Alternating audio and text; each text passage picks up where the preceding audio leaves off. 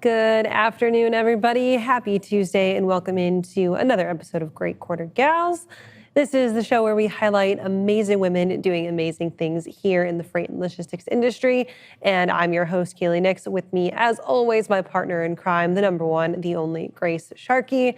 Grace, we've got another good show, and we've got a lot of interesting stuff to talk about today. But of course, the talk of the town, the hurricane headed towards the Florida Peninsula.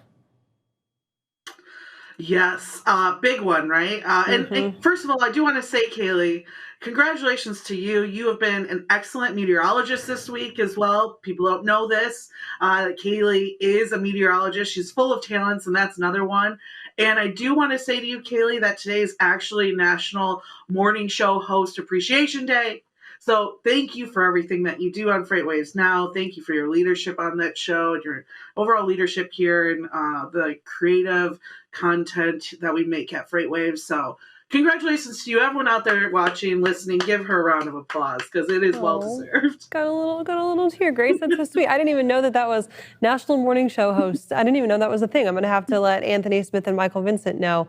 But yeah, we got to talk about the storm because as of the latest update from the National Hurricane Center, 2 o'clock this afternoon, we actually have a bit of a pretty big update. It's taking this kind of wobble eastward, which is something that's really interesting and not expected at all on our model guidance. So from a meteorologist perspective, this is kind of unusual. And while it's definitely not great news, it does bring a little bit of better news for Tampa and the residents of Tampa Bay there, because an eastward wobble takes it making landfall between Sarasota and Cape Coral now, which means that it puts Tampa Bay on that northwest side of the storm where they get a little bit less storm surge out of it. So that's as of the 2 p.m. forecast update. It's that little track to the east. And I think that this is going to be something that we keep seeing. I honestly, looking at all of the upper level air maps and all of the other now kind of short range model guidance coming in, I think we're still going to see a little bit more of an eastward wobble. That's perfect. I will say I do actually have family in Cape Coral, so maybe not so much for them. Go ahead and border up those windows and those pools, but it's hurricane season is an interesting one for freight. It keeps us on our toes. It's another act of God out there that will cancel contracts and will throw people on the spot market and have people looking at how they can help out through FEMA and different organizations as well. So I will say for everyone out there, definitely go check out our article put together by Clarissa Hawes and our CEO, Craig Fuller, on advice for truckers and companies looking to work for FEMA. I have been a part of these situations in the past. Number one thing to watch out for and to realize is government is a little bit slower to pay, especially a lot of these different programs and nonprofits that you're going to work with. So make sure you have yourself financially strapped for the season and also be prepared for what happens afterwards. If there's landfall and there's rebuilding that needs to be done, or there's any type of infrastructure that needs to be rebuilt, go make sure you start conversations with any customers that you have that are part of the same construction season and figure out what your days to pay are going to look like, figure out if your lines of credit are where they should be, and be prepared to be looking at possibly factoring companies and different types of financial programs to make sure you can solidify that business, grow and scale with that business, but make sure that you have all of the books in order and the lines of credit in order as well. That's a really good point to bring up, Grace, and something that I don't think a lot of folks think about when they're talking hurricane preparedness or even their intentions to go down and help with hurricane aftermath and hurricane cleanup is that when you're looking down there, obviously, of course, you want to take care of yourself first. But if you've got clients that are down there and they have to deal with rebuilding infrastructure, that could be a lost stream of income for your business if you're not located in that central place. And of course, the great thing to do is to offer some help, offer some financial assistance, but you've got to be thinking about it in kind of this multifaceted way. We talked to Mary O'Connell this morning about, from a brokerage standpoint, and how it can be kind of tricky for especially flatbed brokers during hurricane season, because of course they're hauling relief supplies, hauling heavy equipment, et cetera, to try and navigate around that. But from your time in kind of the brokerage space, do you have any pro tips about what to do during hurricane season to limit those effects, maybe if you're a flatbed broker, but also take your support and give it to where it's needed? Yeah, one, make sure first of all, make sure anything you're moving that you have some type of tarps on you. You never know what's going to get denied or what's going to have issues depending on the type of weather that you're dealing with. So always protect what you can. Make sure that whatever you're moving, your clients know if you're going in and out of a certain region, the repercussions of what could happen, what timelines you're looking at. I've dealt with customers before that. We're at the end of not only a quarter, but the end of a month. So make sure that if anyone's trying to meet deadlines that could also harm their freight, it's okay to say no to moving something or pushing it a little bit out so you don't deal with anything. But yeah, I would definitely reach out to FEMA during these times, start getting set up. It is a lengthy process. I'm really happy that Craig put a lot of this information out there because it takes time. If you don't do it properly, your days to pay could go well over 120 days. Just like working sometimes with FMCSA and getting your own authority, et cetera, can be lengthy. This is could be double that time as well. So a lot of companies make sure you've got a good relationship with either a factoring company, some kind of group, maybe like even Triumph Pay, something along those lines, so that you can make sure your cash flow stays positive, especially for carriers, right, who are already experiencing cash flow issues. You'd hate to get yourself stuck into a month's worth of work and find out that during the holiday season you're not going to get paid until what could possibly be the end of spring. So Mm-hmm. just be prepared and be knowledgeable and make sure you're just communication is key during these times. And you just want to make sure, even though you are doing good and you are helping companies during this time through FEMA or through different organizations, you also want to make sure that your company stays positive throughout those times as well. Absolutely, Grace. Great advice there. And of course, we're going to keep covering Ian as it moves towards the Florida Peninsula. It looks to make landfall late tomorrow night, early Thursday morning. You can find that coverage complete up on freightwaves.com. We've got it pinned to the top of the webpage right now. Grace, let's go ahead and welcome in our guest for today, kind of quickly switching gears. We've got Madeliene Doetsch with us from Where to Go. And Where to Go is a company that is awesome. I've talked to their CEO a ton on At Your Doorstep. And they're really one of those leaders in this supply chain technology space. And Madeliene there is one of their lead data and software engineers. And Madeliene, first off, thank you for coming on the show.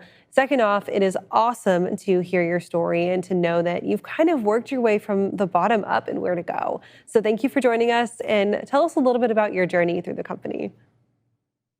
Hi, thank you so much for having me here. Like you said, my name is Madeliene Doetsch. I'm the Director of Engineering here at Where to Go. And just a little bit about Where to Go. It's a UPS company that was founded in 2018. And it just offers a flexible warehouse model that allows merchants to scale up or down their warehouse network as customer demand changes.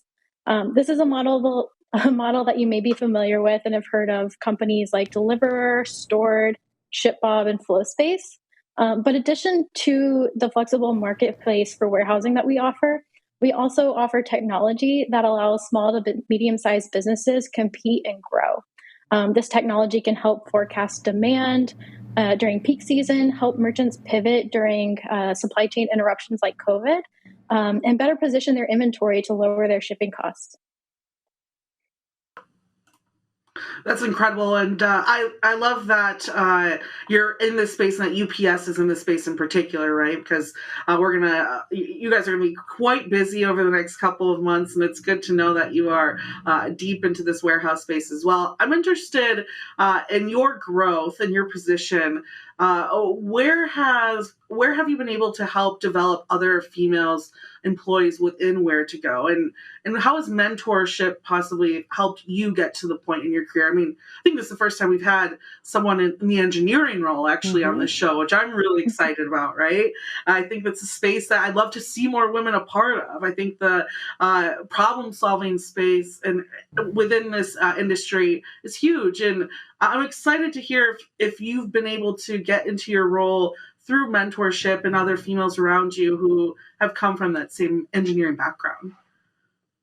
Yeah, absolutely. Mentorship is something that I'm very passionate about. And so Where to Go offers a rotational program for emerging leaders. And so I had the opportunity last year to take part in that and get to mentor a couple of different females from different departments within Where to Go. In addition to that, I've also been part of the DE&I, or Diversity, Equity, and Inclusion Council at Where to Go, for a couple of years now. And as part of that, I've been able to build partnerships with different organizations in our community. The one I've been working on this year is the Women in Technology group. And so that group helps educate young women from grade school all the way through seasoned professionals in different careers that they can explore in STEM. So utilizing science, technology, engineering, and math, and pairing that with technology to get girls more involved in STEM careers. And so as part of that partnership, we've been able to connect with young professionals in our community and just share the Where to Go story and show them what we're doing and get them excited about a career in technology. We know that oftentimes for women looking to break into the STEM field, especially I feel like in the engineering side, it's classically thought of as like this good old boys club, right? And there is a lot of systemic issue that sits and kind of limits women's growth and development in engineering careers specifically. We're seeing a ton of work being done to break down those barriers, really everywhere from STEM initiatives in grade school all the way up through professional societies, through student societies in college and secondary education. But I want to know personally what you've kind of seen as some of those challenges growing through your role. As I mentioned, you started at Where to Go in kind of this very entry-level role, and you've had some incredible career growth through them, now at the top of the engineering space. Talk to us about what you faced and if you felt those challenges were more systemic or if they were a little bit more nuanced specific. I think mine were more systemic. I think something that I've struggled with the most is having confidence.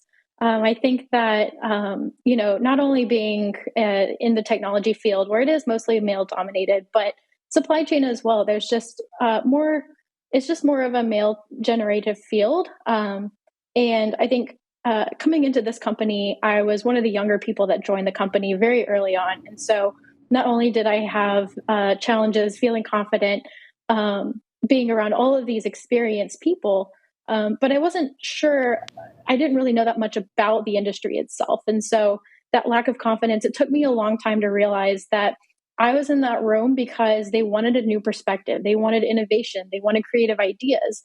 And they needed people of all different backgrounds and educations to get the different perspectives in order to be innovative. And I think that's what really helped me overcome my insecurities, was just realizing that my perspective mattered, and the only way I was going to learn about the industry was to ask questions. And they weren't stupid questions. They were necessary questions in order to form opinions of my own and offer that perspective that they were looking for. I love that you brought up the perspective, because that's the whole point of DE&I, is that you don't bring in people who might look different or come from different backgrounds than you to just think the same. You're bringing them in to bring a fresh start and a fresh perspective from just a different background and how things are done and how you were taught growing up and what you learned and the things that you've seen through life. So that's like the absolute key of DE&I that people just like don't understand. And so thank you for bringing that concept up. And for you, especially, you said that you're learning more about the industry, and that was a part of really your growth and how you said your perspective mattered. How did you go about building up the strength to feel confident in bringing up those different perspectives, especially if you're, in a room full of mostly men? How did you slowly grow or get over that challenge? Because I think that's a huge part for women in particular that might be coming out of a different industry into this industry. I think that's how we're going to find more women, right? Is pulling them from other fields. So if we bring in other women, what advice would you give them to feel confident in speaking up and growing their confidence and maybe room or groups speaking capabilities over time? Yeah, just be curious, ask questions. Again, there's no better way to learn than to ask questions. And I know sometimes it feels like you're asking it and people think poorly of you because you don't understand. But I think that's just something that you can reach out to other women in the industry. I found that a lot of women in this industry are very supportive. They're very encouraging. And at Where to Go, I really feel like our management team is very supportive of women leaders. They've put women in leadership roles And they've been very successful, and they're always willing to mentor and share their experiences. And that's where I've learned a lot is just talking to other people and, getting support from those around me. I want to talk a little bit about kind of the partnership with Where to Go and UPS now and how it's evolved over the recent times and the recent years, kind of where that positions you guys as a supply chain technology company. Obviously, having a partnership with one of the largest carriers is so beneficial. It gives access to capital that would be hard to source sometimes. It gives access to resources that you don't have. And it gives us access to awesome leadership like Carol Tomei, still hoping to get her on the show one day. But Maddie, talk to us a little bit about kind of this partnership with UPS and the advantages, the opportunities that it affords you guys. First of all, I agree. Carol Tomei is such an inspirational speaker. Her energy is infectious, and I love having her as a role model so close to home.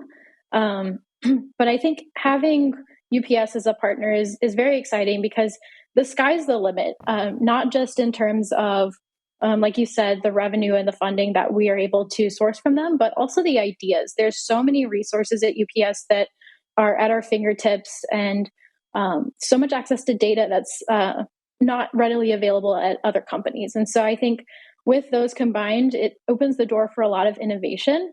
And I know that they're excited to partner with us as well on different ideas coming up. Love that. You mentioned, right, that you're learning more and more about this industry as you go. What is something that you've learned that in particular has really influenced maybe your engineering role and different tasks that you've worked on for Where to Go that's helped improve the technology over time? What's something that, outside of working at Where to Go, you kind of came into it and just maybe awestruck by? Yeah, something that surprised me was we've been trying to get into more machine learning and predictive analysis. And that to me is something I did not expect in the supply chain field, just because it's a very old field that has established ideas already. And so the opportunity to explore data through machine learning and look at patterns that may not have been found out before and using those patterns to help our customers grow their businesses is just very exciting to me, and something that isn't in the market yet. And so getting to work on those types of tools and ideas is really exciting to me. So with that, we're all learning something new literally every single day in supply chain. I think that there's not a day or sometimes even an hour goes by where we're not sitting here going like, dang, I didn't expect this one to happen. So with that, being in a leadership position, it can be kind of stressful and it can be hard to manage learning that thing every single day. But what excites you the most about being in this leadership position, especially on the technology team? And then also, what are some of those biggest challenges that come with leading your team and having to deal with that information superhighway that's coming at us every single day in supply chain? Yeah, one of the most challenging things I think is giving my team the tools that they need to learn the new things.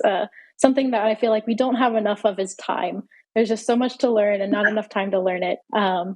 But we found ways to, help each other and support each other to overcome those challenges. And a lot of it's new, it's greenfield, and we're writing documentation and trying to share that knowledge with the rest of the team to help future projects go smoother. I think something that I'm really excited about in my leadership position is getting to mentor the young women that are coming into the technology field and supply chain field. Getting to see new faces come in and get really excited. I'm happy that I get to share my passion about it with other women and get them excited to grow in this career as well. I'm interested. So you're obviously incredible career already, but just like all three of us here, young women with big horizons, right? And wondering if we were to see you 5 years from now, what are some goals that you have in this space? Do you want to stay in supply chain? Are you hoping to tackle different problems out there? Where should we expect to see you and your growth down the line? Yeah, I'd love to stay in this field. There's so much unexplored territory right now that I'm excited to get to be a part of. And again, with our partnership with UPS at Where to Go, the sky's the limit for what we can do. So I think if given the opportunity, I'd like to be here for another 5 years. And I mean, title doesn't really matter. I'm just really excited about the work that I'm doing. And so just getting to grow in my knowledge and my career here, wherever it takes me, I'm ready for the journey. Grace, I love that question, and I'm going to kind of piggyback off of it, but taking more of a technology lens at it. What do you think is the biggest opportunity for development in the freight tech space side of things? Is it that flexible warehousing? Is it autonomy and robotics? Is it kind of this API machine learning driven data analysis for freight companies? What do you think? I think it's a combination of all of them. Everyone's going to need warehouse space. That I don't think that's going to go away. So I think our core business is going to continue to grow. But I also think we can supplement that with the machine learning applications that we're building to help our customers grow their businesses and compete with bigger stores like Amazon and Walmart. We want to see all customers succeed. So just a combination of both, I think, is going to help the industry a lot. I love that. There's no quiet quitters here. Don't let the media fool you, okay? What was the bunch of women right here that are going to keep growing and keep changing this supply chain industry. So I'm happy to hear it. And I love that answer. I think there's, especially in the warehouse space, right? There's so much. We're building as fast as possible, but there's still no vacancy, right? It's like, it's an interesting conundrum we're in. And I think the biggest tool when everyone talks about and working and trying to find that labor is the automation behind those resources too. So I'm happy to see you leading that and hoping to see you see your growth in that space as well. Maddie, so we know that you guys partner with UPS. I'm going to give you this last question here for us. You've got to build a dream team of companies to partner with. Yeah. It's you guys at Where to Go. It's UPS. Who's your third teammate? Who is your dream team? Who do you want to partner with for supply chain success? Oh, that's a great question. I don't know. I think there's so many great companies out there. I think it would be really cool to get partnered with maybe a data analytics company to help us maybe get more insights into data that we haven't noticed before, get some more specialty skills in here. But I think, I don't know where next year is going to take us. No one expected COVID to happen, and that completely changed our business. So I think, anything could happen. We'll keep influencing all those younger women too in STEM programs, and maybe that will happen down the line, right? We'll see. It's true. It's putting forward that effort, right? And I think even small spaces. It's funny. I just gave my niece a bunch of STEM games and books and stuff like that for her birthday, and it just takes that little bit of knowledge and that little push, I think, to get more women into this field. So we'll watch and see exactly what data partners you guys work with, and hopefully there's another female in STEM that we can bring on the show as well. Absolutely. It just takes that one little spark. Maddie, thank you for joining us today. If people want to get in touch with you guys at Where to Go, like I said, Steve Denton's been on my show At Your Doorstep a couple times, but where can folks go to get connected with you, learn a little bit more? Thank you for having me. Awesome, of course. And Grace, so before we let our viewers go this afternoon, we got to touch a little bit about what's coming up here on FreightWaves. We are, as I mentioned, I think earlier today, 34 days away from the Future of Freight Festival, and you will be back here in Chattanooga. Everybody's going to be back here in Chattanooga, and we really have to get people getting those tickets in now. Rumor has it you're leading a fireside chat or two. I might be reprising my role, walking out to Jordan Belfort on the main stage. Don't know, haven't picked my walkout song yet, but we'll see. That's awesome. I didn't know that. Yes, I will be at least doing one fireside chat that I know for sure. I've got the radio show that I do every day on Sirius XM from 5 to 7 p.m. Eastern time, and we'll be doing that live from Freight Alley on Tuesday and then Wednesday from the convention center. So you'll get to see that action live as well. And I'm just excited to see the town. I mean, we have an event, I think, at the aquarium. We have events I was looking throughout the city of everything's going to be. So we're going to be all over the place, and it's about time the city is full of a bunch of freight nerds. There's nothing I would love more. Absolutely. There's so many things going on. We're going to be at the aquarium, and we're going to be down on Station Street, and we're going to be at the convention center, and we're going to be visiting all of our local businesses and my favorite restaurants. And the list goes on, and it makes me out of breath when I talk about it. We're going to have axe throwing, which I know that Dooner and Michael Vincent are very, very excited about. So if you haven't gotten your tickets yet, head on over to live.freightwaves.com and get those in. Grace, before we get out of here, for real, what's on the radio show tonight?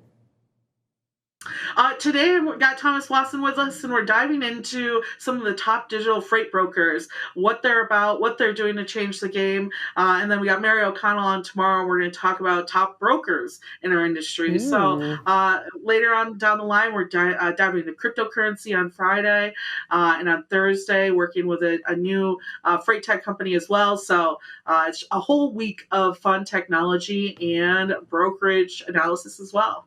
Awesome. Check that out this evening at 5 o'clock, Drive Time with Grace Sharkey. Thank you guys for tuning in. We'll see you next week at 3. 1, 2,